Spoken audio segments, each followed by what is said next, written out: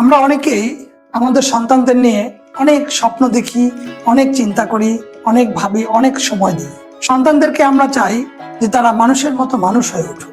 এরপরেও যদি আমাদের সন্তানরা মানুষের মতো মানুষ না হয়, তাদের মধ্যে যদি বিনয়ী ভাব না থাকে, তারা যদি অন্যকে অসম্মান করে, অশ্রদ্ধা করে, তাহলে কিন্তু আমাদের জন্য সেটি বড়ই লজ্জার, আমাদের জন্য সেটি বড়ই ব্যথার।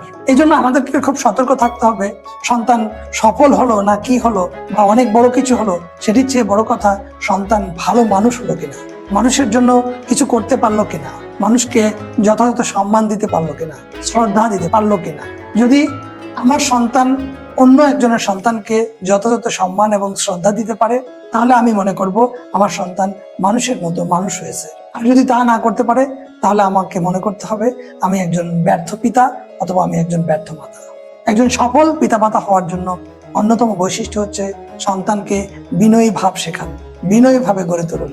বিনয়ী ভাব ছাড়া কোনো সন্তান মানুষের কাছে ভালোবাসা পাবে না, মানুষের কাছে শ্রদ্ধা পাবে না। কাজেই শুধু সন্তানদের নয়, আমরা নিজেরাও যেন বিনয়ী ভাব পোষণ করি, আমরাও যেন অন্যকে শ্রদ্ধা করা শিখি, আমরাও যেন মানুষের মতো মানুষ হয়ে এই সমাজ, এই রাষ্ট্র, এই জাতির জন্য কিছু করতে পারি।